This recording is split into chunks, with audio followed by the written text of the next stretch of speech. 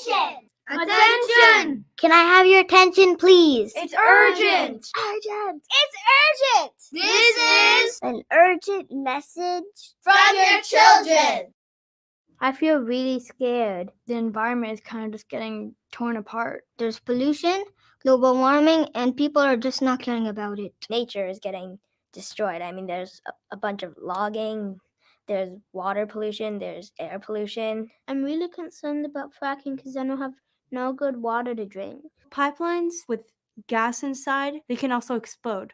And some people are throwing garbage in the ocean that makes the ocean polluted. So animals are also getting sick and can die out there. If animals are getting extinct, one day we're gonna get extinct if you don't stop. This makes me feel mad. It makes me feel upset. I think it's terrible. I feel ashamed because so far very few people are doing something about it. We will be sad because we don't have anywhere else to live. I'm worried that this generation will be ruined and there will be nothing left for the next generation. If this keeps going, well, the whole world is really gonna collapse. Just give me a minute, please. If we don't stop this, it will lead to a global disaster or even the destruction of Earth. If we destroy all of this, then we'll have no other planet to live on. People act like it's nothing and it won't affect them, but soon it will. Sometime in the future, I may be dead, I may not. It's going to affect us all in some horrible way. And so if we do something now, then maybe we can stop that from happening. I would want to do something about it, though the people who really have that power don't really care. It's not like there's an unstoppable force doing this to us. We can choose not to, do this to the planet and the environment. I want to live in a world where children can look out the window and not see a sea of sadness, but somewhere where things thrive. We're probably gonna have to, evolve.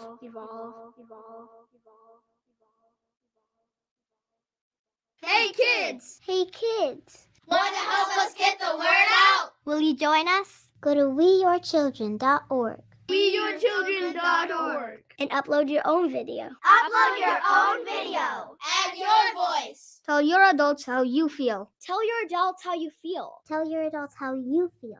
And tell your friends to join us too. If we can get 1 million kids A million kids! to add their voice, Then grown-ups will have to listen. the grown-ups will have to listen. Go to weyourchildren.org. weyourchildren.org. We are your children. We are your children.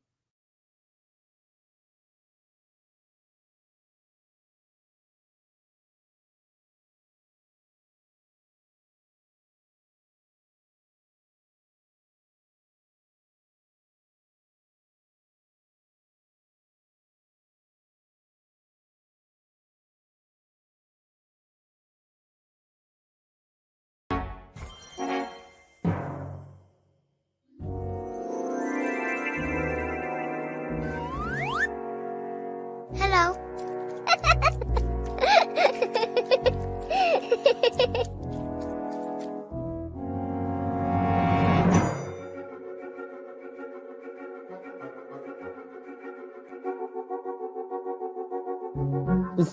Is this thing on? Okay, I think it's working. It's working. Hey everybody! I'm Bradley Morris and this is Soren! and we're from Magic Kids. Yeah! Welcome to the big Unify peace event. We are here to help raise the spiritometer on planet Earth with some magical stories, right? Yeah! So we have 2 amazing magical audio stories, but before, we look like cartoon characters, sort of things. I agree, we're kind of like cartoon characters because Yeah! you're watching us inside of a screen. Isn't that wild? Yeah, and it looks a bit like we are cartoon characters. Oh my gosh, there's a gnome behind your shoulder. Huh? So, before we get to the 2 stories that you're going to get to listen to, we have a special announcement to make. So, who Magic Kids is, we create magical audio stories, illustrated books, guided meditations for kids, And we do classroom and home learning activities as well to help the kids integrate the magical lessons and themes from the stories that we create. We work with many, many, many artists of all types. Where'd my assistant go? Oh, there you are. No, get back here. And we are the first ever fair trade publishing company, meaning 50% of our revenue goes back to our artists so that we can help those artists make their living creating powerful, magical, inspiring art for the kids. So the two stories that we have for you today, number one is called Our Beautiful Predicament. This is a story we created that is, it's all about the times we're living in, because we're living in wild times that also have incredible opportunity to create an entirely new world for all of us to enjoy together. Am I right or am I right? You're right. And this story, Our Beautiful Predicament, was narrated by, who narrated it, Soren? A whole bunch of kids. A whole bunch of kids with a beautiful message for all of you to enjoy. And then the second story is called The Planet of Kalapaloo. Yeah. And The Planet of Kalapaloo is an incredible story of unity. And it's a very, very silly story about the red and the blue Paloos who don't really like each other too much. And what do we do in a world where there is conflict between two opposing groups of people, or in this case, Paloos, the reds and the blues? In this story, you are going to love the hilarity, the silliness, and the message that comes through and how they come to resolve and unify as one group of Paloos. So we really hope you love our Magic Kids stories. If you do, we have many, many more Magic Kids stories, audio stories, illustrated books, home learning activities over at magickids.com. Go check it out, MAJIK kids.com. And the best way to enjoy the audio stories is to keep your kids' hands busy. So get them some coloring supplies right now, or some Play-Doh, some blocks, something that they can make things with while they go into their imagination and listen, because we bring all the fun of story time without the screen time at Magic Kids. So get into that imagination and enjoy the stories. See you later. Bye.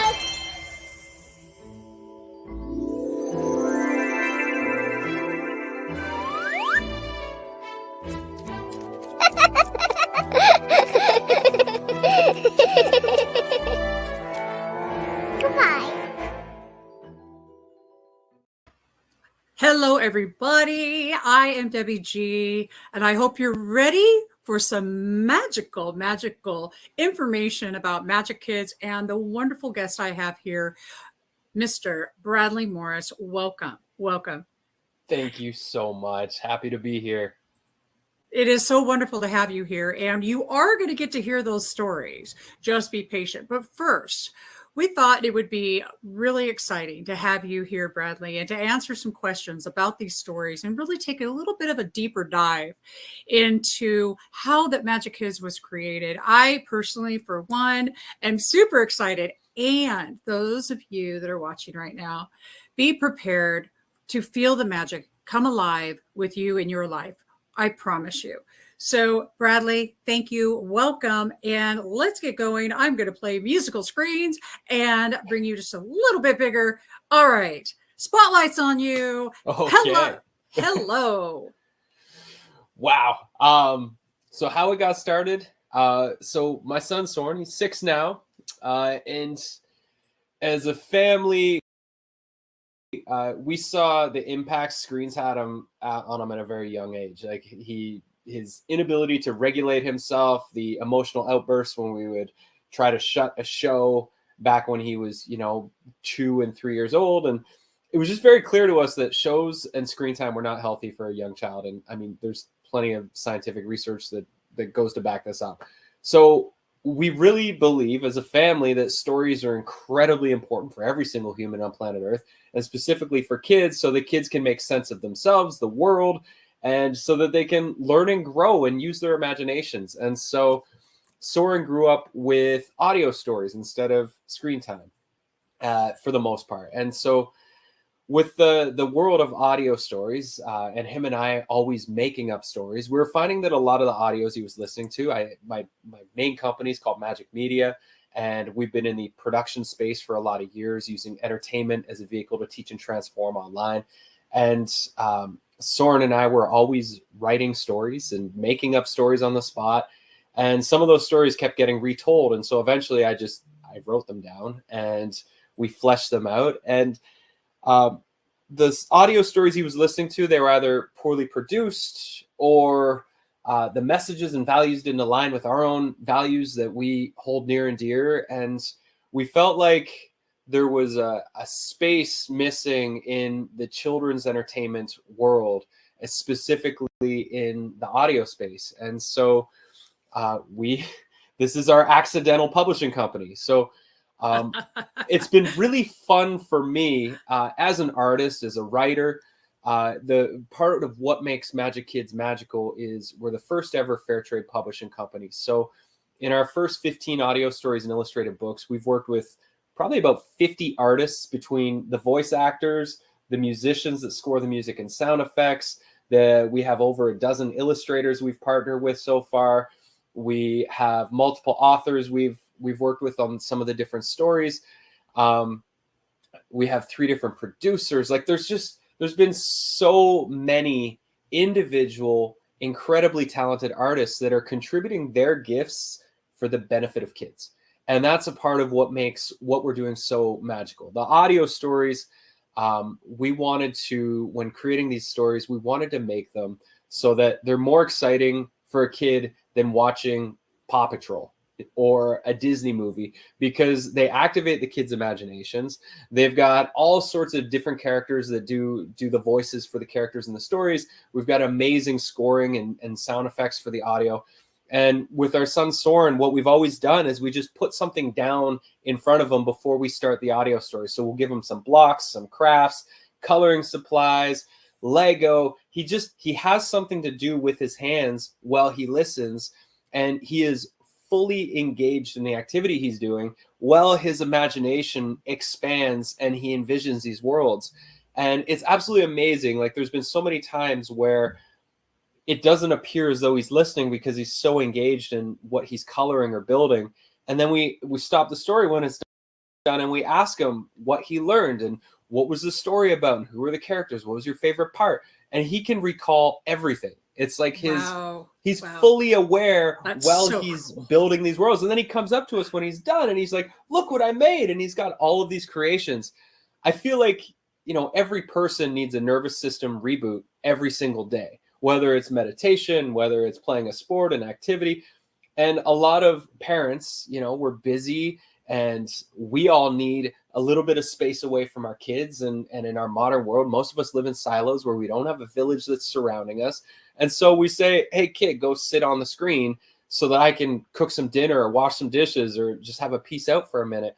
And there's a big difference between what happens for a child when they're watching a screen. I mean, it's like a trough with all of the information that's coming. And with modern shows that take place, the frames are switching every second. And so it literally puts kids into a trance state. I mean, I've seen Soren where he's like, are you even breathing right now? He literally glazed over like a zombie. Yeah, for sure. Whereas the audio, he's just as engaged. He's even happier. We don't go through the withdrawal symptoms like an addict when we shut the screen at the end of the audio story. And it's a totally different experience where he's fully engaged in reality. And he still gets that opportunity to go inside of himself, to decompress at the end of a day, to have that space to be in his imagination and to also be with himself. And there's been so many unexpected parts of building this that are all starting to make sense as we create more and more stories and also working with different educators. So yeah, it's been a very unexpected and magical journey so far. I am loving this. And for everybody that is watching, you can also find the links right there in the chat and up in the description above. So, okay, I am completely excited about what you do because I have a granddaughter that's 9. And to me, tapping into our imagination is the one thing that we forget as adults. And so I love that you're bringing this back. I'm ready for your adult Magic Kids, quite frankly, because, we'll get some coloring books and stuff and I'll get some blocks. I'm perfectly happy to be your guinea pig and I'll try it out. Let's do that. So I want to talk about our beautiful predicament that Unify is sponsoring. And the reason I want to talk about it is that I have a clip that's really special, and I want to play it just momentarily. But first, give us some idea of what our beautiful predicament is going to be about. I mean, it's the story for our times. It is about the beautiful predicament we find ourselves in as humanity right now. We have a lot of challenges that we're facing, and this is either an opportunity to come together or to let us be divided. And the story is narrated by all children from the island I live on, Salt Spring Island, and it's a message from the kids to all of us grown-ups on what we can do given the circumstances we find ourselves in right now. Oh, that's beautiful. So everybody, I'm going to play a little snippet, and then we're also going to talk about the next upcoming story that you will be listening to. So without further ado, let's listen. Get your coloring books. Go ahead. I'll just wait a second. Your crayons too. I like pink, just saying. Or blocks, Lego, whatever you got. Lego blocks. Play-Doh? Yeah, Play-Doh's great too. Play-Doh's good. I love Play-Doh. Play-Doh's wonderful. You have some clay, just do that. You're beautiful, you're perfect, and oh so pure. You're our mother, and we love you. We're grateful to be here. We honor you and we respect you for all that you give. Without you, we'd have no place to live. We're sorry we hurt you, for we were asleep at the time. We're finally awake now, and see you are divine. We were silly to think that you are something to own. But you are alive. You are on a planet. You're the place we call home. We're your children. You're our mother. And it's time to play fair. There's plenty for everyone if we just learn to share. There's no need to hurt or fight one another. Every person's my sibling, sister or brother. We didn't mean to disrespect you with toxins and pollutions, but we're working together, and we have tons of solutions. We've learned our lesson from the contrast we see. We raised the white flag so world peace comes to be. What a beautiful predicament we've got ourselves in. With all that we face, this is our best place to begin. As human beings, it's time we own our power. It's not 11 o'clock. This is the first hour. It's funny, don't you think, that love is the solution. To end all wars, poverty, and pollution. We've been given this great chance to all come together so that future generations. And we are at the very end, just cut off, but that's okay because we're going to be playing it again here in just a little while. Bradley, I am so excited for the message that this brings. The message of humanity, the message of unity, love, peace, kindness. You know, children are amazing teachers for us. You know, it reminds me of the 100th monkey. You know, all of the children were washing their yams, and the scientists are all studying this, and they notice that suddenly the parents start doing this, and then the grandparents and the aunts and the uncles. And it's safe to consider that we're here to learn from our children. And I appreciate what you have brought forward from your experience with your son, because it's extraordinary and it's beautiful. So I'd love to know also a little bit about the next recording that we're going to be playing. Yeah. So on the recording we just had, I think I accidentally sent you the wrong file because that one was missing the music that goes with it. So I'll make sure to update that, or people can listen to the real one on the website. But this next story is called The Planet of Kalapaloo. And The Planet of Kalapaloo was written by a dear friend of mine, Albert Strasser. He's written a bunch of stories at Magic Kids. This is all rhyming. The actual story itself is a feat in itself. So it's about the red and the blue Paloos. Sound familiar, anybody? And they don't like each other for some reason on the planet Kalapaloo. And they haven't liked each other for so long that nobody remembers why they don't like each other. And so there's tension that arises on the planet of Kalapaloo, and it leads to a great kerfuffle. And in the midst of this kerfuffle, some children stop the grown-ups from this tomfoolery, and they help to prevent something incredibly disastrous from happening. And in the process of doing this, the leaders accidentally push a big button that blows up 12 of the 24 moons. And that causes an incredible series of events that take place that help them to realize the unity that is actually what makes them all the same. So I won't share much more because the story itself is hilarious and so much more fun than the way I could describe it. I absolutely love it. So you're going to be watching that shortly. You know, Bradley, it's not that often that we get to experience magic happening as it takes place. And I do believe that that's what you're bringing. I absolutely appreciate you beyond measure for, I am thanking you for all parents and grandparents and soon to be parents and children out there, because what you've brought forward is a new way to express ourselves as human beings, and also bringing in the most valuable part. And that is that we are truly all one. It's incredible. Thank you. I mean, it's as a longtime creator, writer, producer, media maker, all the things, there's been no greater satisfaction and joy than to have a vehicle to collaborate with so many talented people. And I guess I'll mention the piece about Magic Kids is the first ever fair trade publishing company. So we pay 50% back to our artists so that the artists can get paid. Because if you listen to your podcast on Spotify, I can guarantee you those artists are not getting paid much by Spotify. Pennies, No. if anything. Right now we're building the Magic Kids app, which will be live by the end of the year, hopefully. And the Magic Kids app will be a fair trade publishing app. We'll be launching new audio stories every Saturday morning to replace Saturday morning cartoons. We'll have new meditations coming out every 2 weeks. And we'll have musical sing-alongs coming out. We'll launch a new album every 3 months.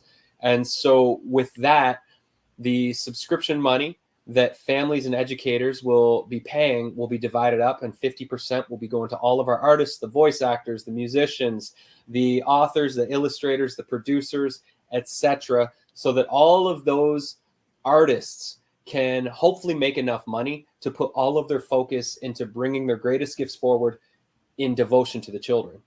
And that's the goal. I mean, if we can bring artists together, world-class artists, to tell stories, to create inspiring music, and everybody can be paid well enough that we can just keep doing that, then everybody's going to win.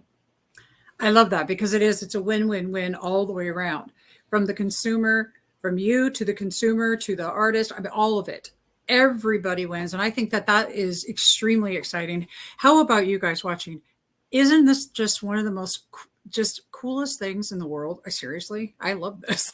I'm just all about it. I love the stories. And when you sit and listen, they're just so alive and booming with imagination and color.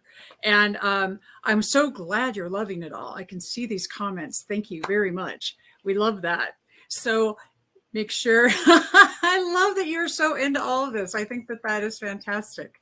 So there's the link one more time. So you want to make sure and go grab yourselves a copy of whatever is speaking to you today. And then stay tuned, because we have actually the full story coming up for you. So thank you so much, Bradley, for being here. I am just, I'm so grateful. It's just the only word to describe it. And so is the audience from what I'm reading in the reaction. So it's kind of cool.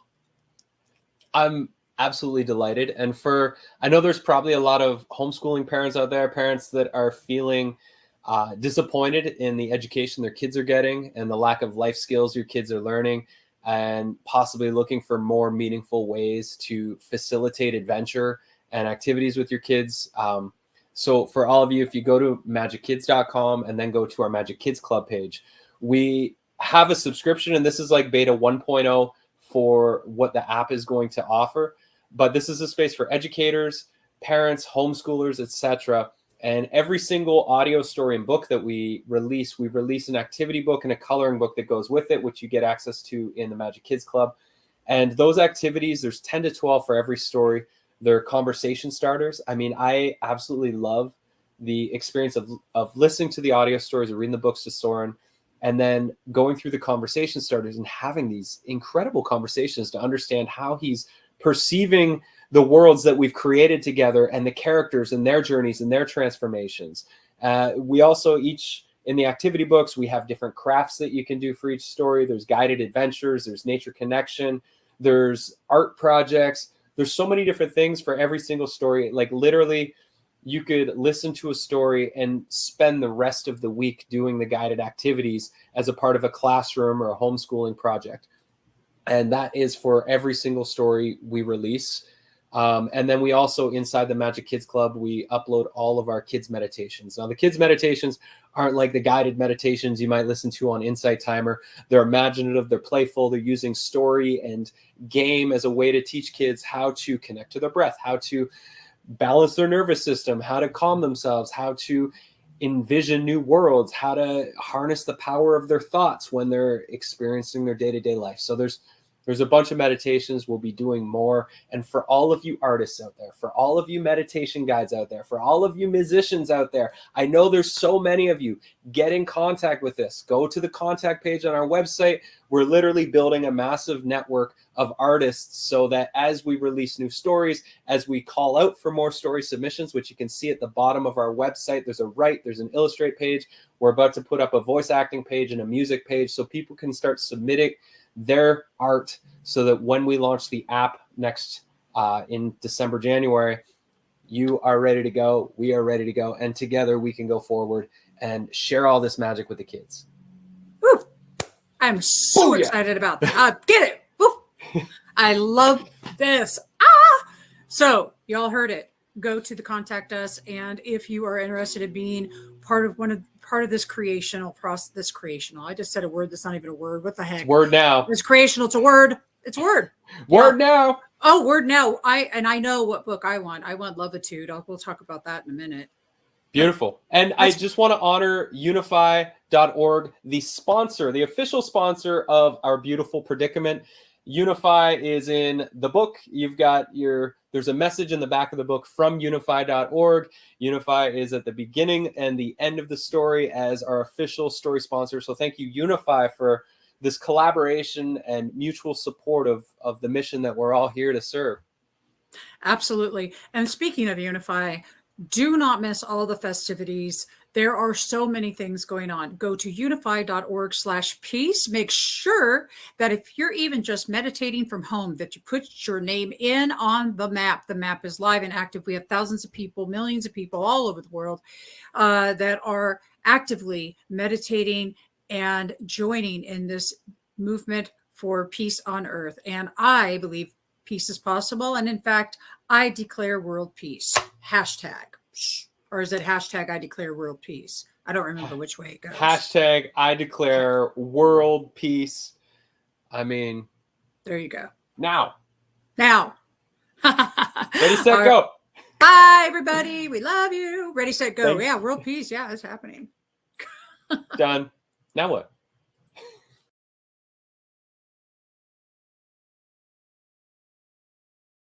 Welcome to Magic Kids. This week's story is called The Planet of Kalapaloo, written by Albert Strasser, with music by Alex Lambermont. If you'd love to own the illustrated book version of it, then head on over to magickids.com and buy yourself a copy to read to your kids, class, or self. Thanks for tuning in, and enjoy the story. A long ways away, there was a small planet. Quite a strange little planet made mostly of granite. It was known, of course, as Kalapaloo, the home, you may know, of the purple Paloos. Now you must understand that on Kalapaloo, it was a typical temp of -322. So the purple Paloos had to wear special spacesuits to avoid being frozen like a flash-frozen space fruit. The terrible temperatures clearly were caused by the planet's most strange astronomical laws. It had 22 moons, and in all likeliness, this is what led to the super cold iciness. So they wore special spacesuits all day and all night. They would not take them off, for without them they might get a freeze burn on top of their plump Paloo head. And so to avoid it, they wore spacesuits instead.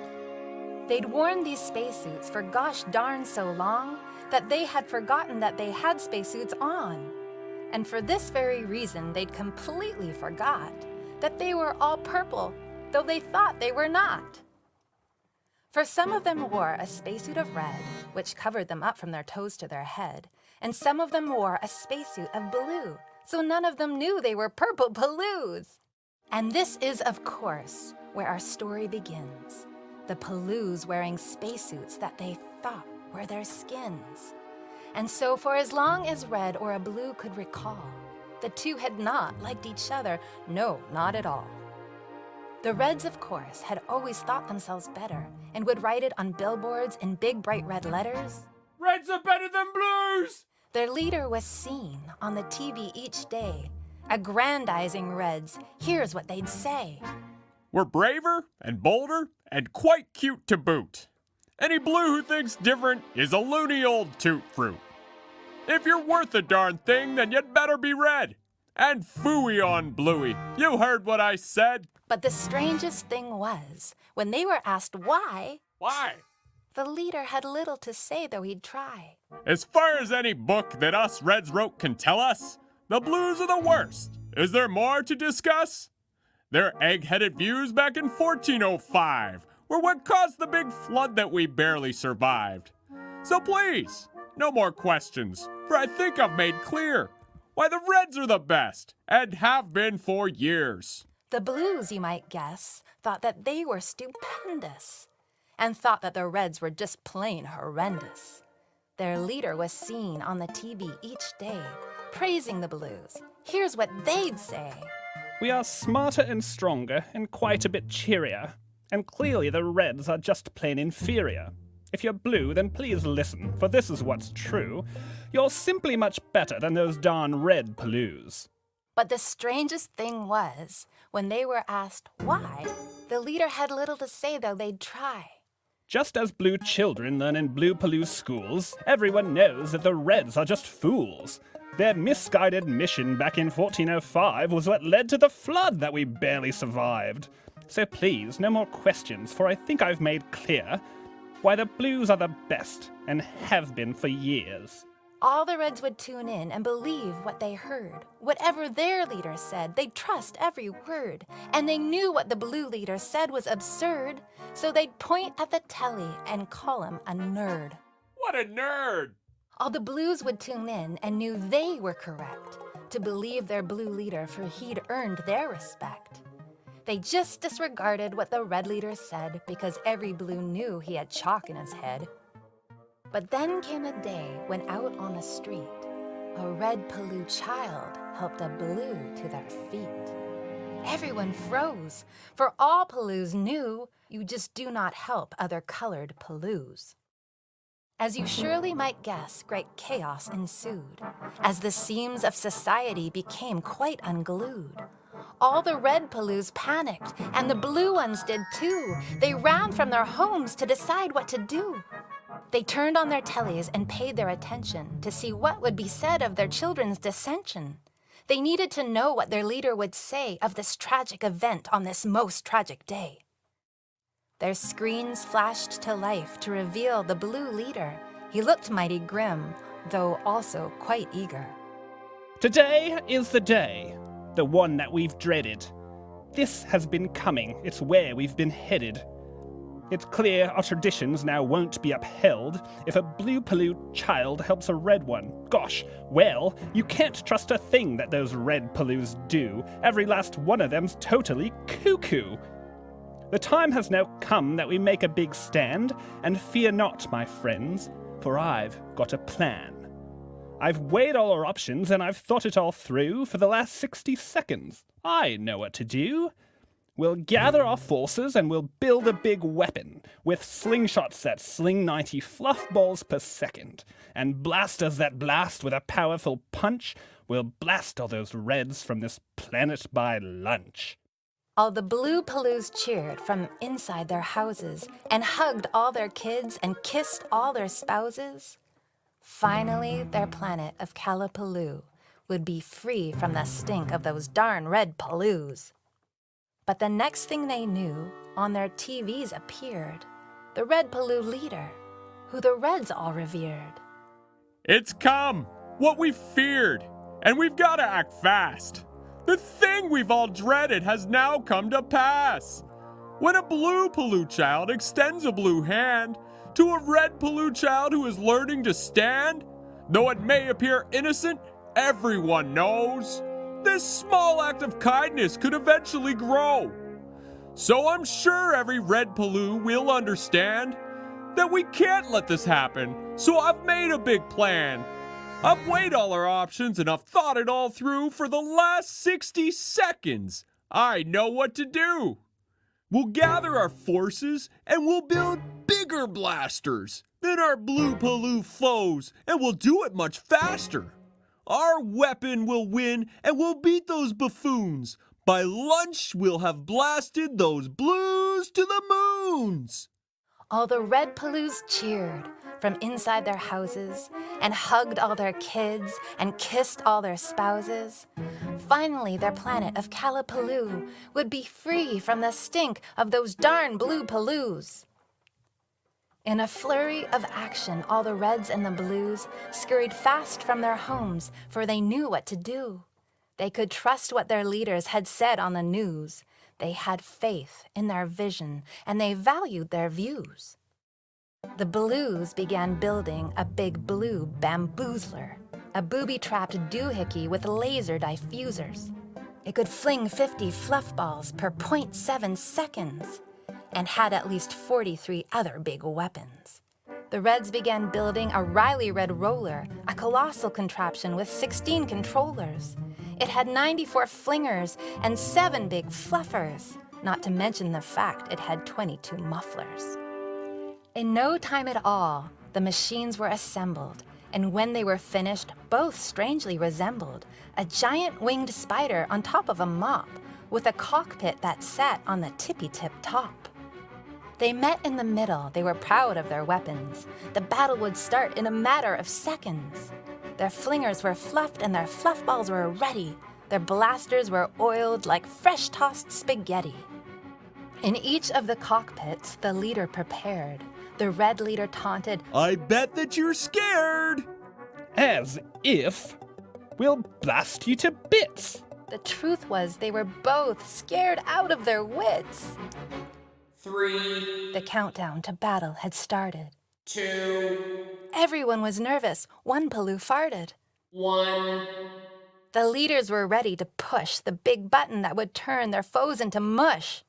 But right at that moment, there came a small yell from 2 Paloo children who stood by the well. It was a red and a blue, and they stood arm in arm. Wait! They were yelling, Please don't cause more harm! Both leaders swung round to take a good look, and as they did, their spacesuits got hooked. And unlucky for them, the lever on which their spacesuits had hooked was the main master switch. This caused both cockpits to suddenly tilt, and the flingers and fluffers and blasters they'd built were now pointed up, straight into the sky, toward 12 of the moons that were just passing by.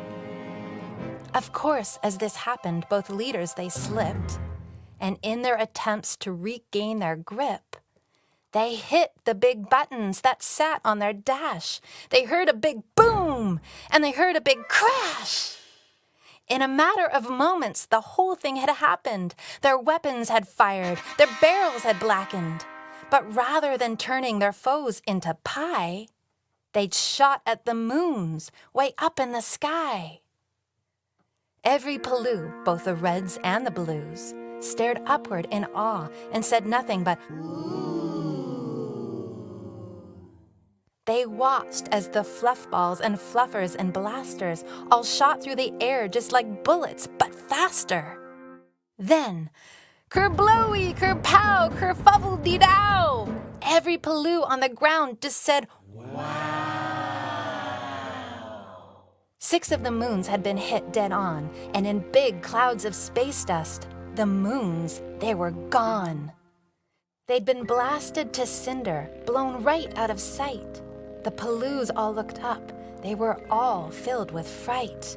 I had no idea. I had no idea. Both leaders thought. These blasters and fluffers sure blew up a lot. It's lucky we missed. 'Cause gosh, if we hadn't, we might have blown up our entire own planet. But before they had time to think twice or fret, an even stranger thing happened, the strangest thing yet. The temperature checker that sat on the dash of both leaders' cockpits had started to flash. They watched as the temperature suddenly soared from -322 to +60, then more. Dangerously toasty. The warning light read. Take off your suits or be baked into bread. They started to sweat. They started to swelter. Blasting the moons had made things helter-skelter. The Paloos on the ground could all feel it too. They looked to the leaders to be told what to do. The leaders looked down and prepared to address the Paloos down below and get out of this mess.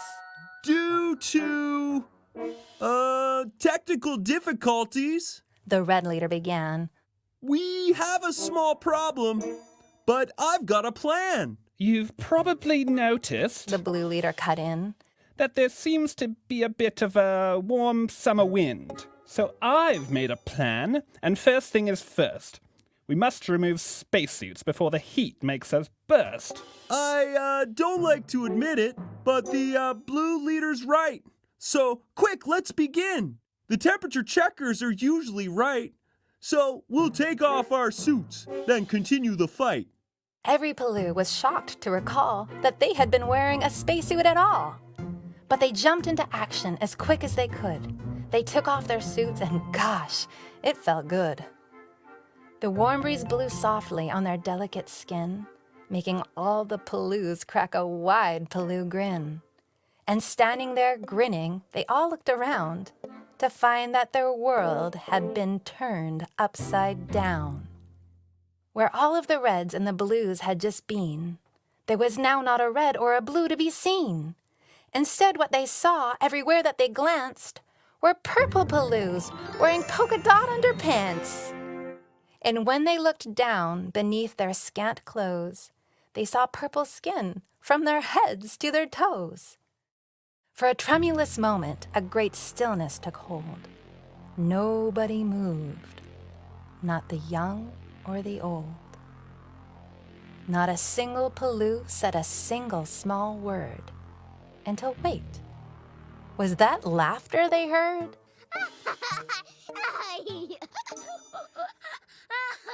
Indeed, yes it was, right down by the well. 'Twas the two Paloo children, the ones who had yelled. They were laughing out loud as they looked at each other. We're all the same. We're all just one color. Their laughter was gleeful and completely outrageous. Indeed, so outrageous that it was contagious. The next thing they knew, another Paloo had started to laugh, then another one too. And soon the Paloos on the small Paloo planet were all laughing so hard they hardly could stand it. Everyone laughed, except, you might guess, the leaders who were thinking quite quick to address the tough situation they found themselves in, for their power was based on two colors of skin. They'd completely forgotten the suits they'd had on, were not skin at all, and now they were gone. How would the leaders maintain their authority without the perception of superiority? One of them shouted, "If you used to wear blue, please stand to the left and I'll say what to do." The other one yelled, Reds, move to the right, and I'll give you some orders to resume the fight.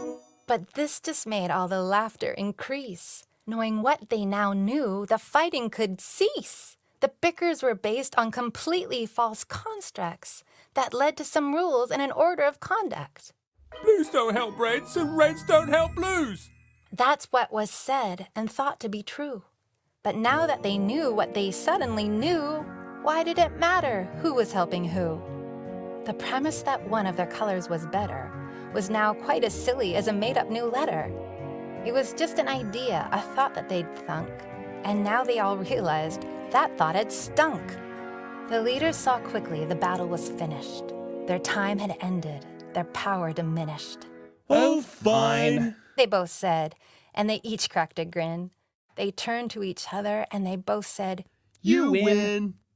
I'm very sorry, I have to admit. The blue leader said. He was crying a bit. I thought that because we were colored bright blue, we simply were different and better than you. I'm sorry too, The red leader replied, teardrops dripped from his 6 blue eyes. I thought I was better because I was red, but I guess I was being a bit of a dunderhead. It seems in the end we're all purple paloos, which means, I suppose, there's no fighting to do. And thanks to those children who helped us to see that we're not quite as different as we thought we might be. So to this day on Kalapaloo, which used to be home of the Reds and the Blues, now live the fun-loving Purple Paloos, who love one another, for love's what they do. So next time a person looks different than you, and you're unsure what to say or what to do, and you're awkward and shaky and a little bit nervous, don't forget, we're all the same under the surface. Thanks so much for tuning in to this week's Magic Kids story. The planet of Kalapaloo. Written by Albert Strasser. With music by Alex Lambermont. If you'd love to own the illustrated book version of it, then head on over to magickids.com and buy yourself a copy to read to your kids, class, or self. Thanks for tuning in, and you'll hear us next time. Wait! Don't go yet! Remember to subscribe to the Magic Kids Club, which has access to our magical coloring books, games, activities, and more at magickids.com. That's MAJIK kids.com. Hooray!